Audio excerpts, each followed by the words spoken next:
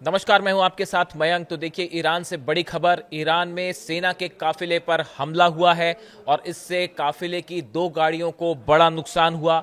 ये खबर आई है दक्षिण पूर्वी इलाके के ईरान के हिस्से से। महमूदाबाद इलाका बताया जा रहा है। यहां पर सेना का एक काफिला जा रहा था जिसमें ब्लास्ट हुआ, धमाका हुआ और सेना के 2 वाहन जो हैं वो बुरी तरह से क्षतिग्रस्त हुए हैं। देखिए, ये इन हमलों के पीछे किसका हाथ है ये आप सब जान सकते हैं। और ये 20वां धमाका है। अगर हम पिछले 10 दिनों की बात करें तो ये 20वां धमाका है जिसमें ईरान को निशाना बनाने की कोशिश की गई है। और जिस तरह से खबरें आ रही हैं, ये कहा जा रहा है कि इन धमाकों के पीछे मोसाद का हाथ है और मोसाद ने ये धमाके करवाए हैं। लेकिन इसके साथ ही 2-3 बड़े डेवलपमेंट है। देखिए, जब से ये धमाका हुआ मैं इसको फॉलो कर रहा था कि क्या इसमें क्या चीज़ें निकल के आती हैं और आप तक सटीक जानकारी पहुंचाई जाए। ये धमाके होने के बाद एक बड़ी बैठक हुई है ईरान में। ईरान की सेना के जितने बड़े अधिकारी थे वो इस बैठक में शामिल हुए। देखिए, अब से पहले जितने भी धमाके हुए हैं ईरान में, वो धमाके ऐसे हुए हैं जिसमें सीधे तौर पर सेना को निशाना नहीं बनाया गया। वो एक मॉल में धमाका होता है, बंदर अब्बास में एक बिल्डिंग में धमाका हुआ। इस तरह के अलग अलग ठिकानों पर धमाकों की खबरें आई। लेकिन देखिए, ये पहला मौका है, अगर हम इस बार की बात करें, जिसमें ईरान की सेना के काफिले को सीधा निशाना बनाया गया है, सीधा हमला किया गया। उसके बाद बताया जाता है कि एक बड़ी बैठक हुई है ईरान में। सोर्सेस से जो खबरें आ रही हैं, ईरान की सेना की अधिकारियों की एक बड़ी बैठक हुई जिसमें यह फैसला किया गया है कि अब ईरान जवाब देगा। जो अभी तक धमाके हो रहे थे, अब उसका ईरान की सेना ने जवाब देने का मन बना लिया है। और हो सकता है कि अगले चंद घंटों के अंदर या अगले कुछ दिनों के अंदर इसका बड़ा बदला लिया जाएगा। देखिए, लगातार ईरान से इस तरह की खबरें हैं कि ये जो धमाके हुए लगातार, इसके पीछे मोसाद का हाथ है। अगर आप जो एक्सपर्ट्स बताते हैं कि देखिए, जब आप सीधे तौर पर ईरान को जंग में नहीं हरा पाए, आप बातचीत में ईरान को नहीं झुका पाए, तो अब ऐसी स्थिति में ये एक कोवर्ट ऑपरेशन चल रहा है और आतंकी गतिविधियां करके जो है वो ईरान को डराने की कोशिश हो रही है। ईरान में धमाके करके ईरान को एक प्रकार से जो है उकसाया जा रहा है।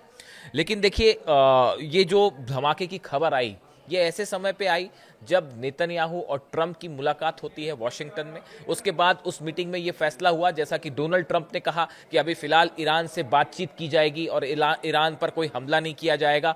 इस तरह के जो है इंडिकेशन सामने आए और फिलहाल जंग की बात से मना किया गया। इस तरह की खबरें आपको सब तरफ मिलेगी। लेकिन आप खुद सोचिए, एक तरफ अगर ये स्थिति है कि बातचीत करनी है, उस सिचुएशन में ये कैसे हो सकता है कि दूसरा एयरक्राफ्ट कैरियर भी जो है वो ईरान की तरफ रवाना कर दिया जाए? क्या बातचीत, अगर बातचीत करना है, उसका सबसे पहला स्टेप है कि आपको ईरान को विश्वास में लेना होगा। लेकिन एक तरफ बातचीत की बात होती है और दूसरी तरफ दूसरा एयरक्राफ्ट कैरियर जो है वो ईरान की तरफ भेज दिया जाता है। लगातार फाइटर जेट्स उतर रहे हैं आसपास के इलाकों में और जितने भी डिफेंस सिस्टम्स हैं वो लगा दिए गए हैं। आपकी सबमरीन्स जो है ईरान के करीब पहुंच चुकी हैं। यानी आप देखिए, कई एक्सपर्ट्स का ये मानना है कि अभी भी अमेरिका इस सिचुएशन में नहीं था या इजराइल इस सिचुएशन में नहीं है कि वो ईरान पर हमला करे। ईरान का पलटवार होगा तो कैसे जवाब दिया जाएगा, उससे निपटने की तैयारी ही नहीं थी। और ये माना गया कि सिर्फ अब्राहम लिंकन या कुछ डिस्ट्रॉयर्स के सहारे जंग नहीं की जा सकती, तो अब दूसरा एयरक्राफ्ट कैरियर भी भेज दिया गया है।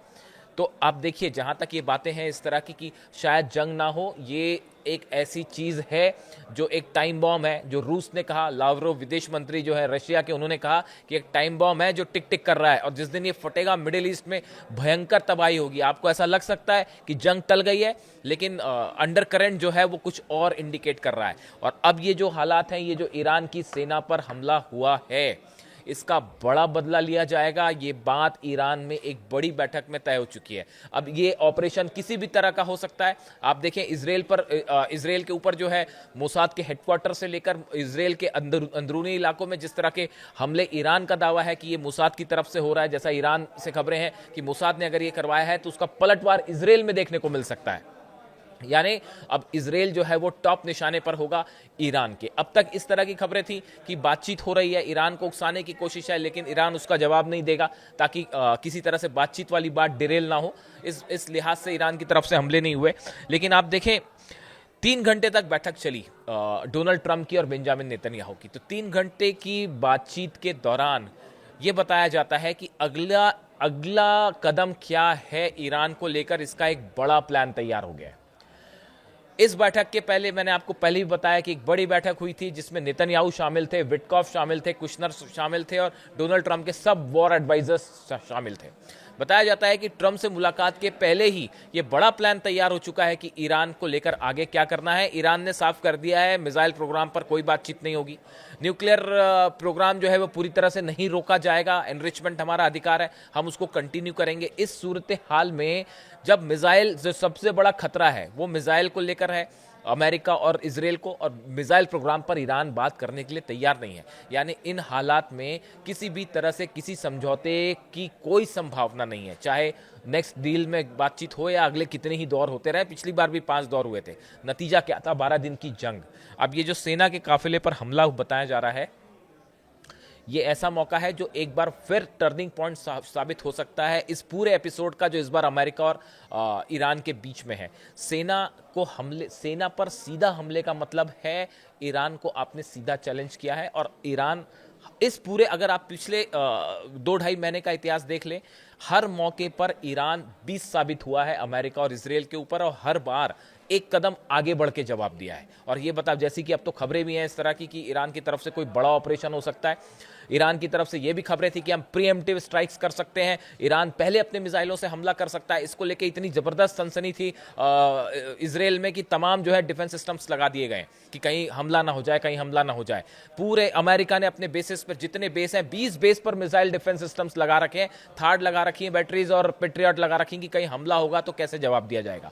अमेरिका के जो विदेश मंत्री हैं मार्को रूबियो, वो भी ये कह चुके हैं कि इस बार कहीं ईरान पहले हमला ना कर दे। यानी ईरान का जो एग्रेसिव स्टेप रही इस बार इस पूरे विवाद के दौरान, वो ये बताती हैं कि इस बार इस सेना के काफिले पर हमले का ईरान जरूर जवाब देगा। और अगले 24 से 48 घंटे बेहद अहम है, नजरें बनाए रखिए इजराइल में क्या होता है। देखिए, कोई किसी ने क्लेम नहीं किया, ना इजराइल की तरफ से कुछ कहा गया, ना ईरान की तरफ से कुछ कहा गया, बट सेना, ये जिस तरह से हमला हुआ, ये बड़ा धमाका था और काफी दूर तक इसकी आवाज भी सुनाई दी गई, स्मोक दिखाई दिया। इसकी वीडियो जो है सोशल मीडिया पे वायरल भी है, और ये बड़ा धमाका था और सीधा सेना को निशाना बनाया गया। उसके बाद ईरानी सेना, IRGC बेहद गुस्से में बताई जा रही है, खासकर कमांडर्स गुस्से में है।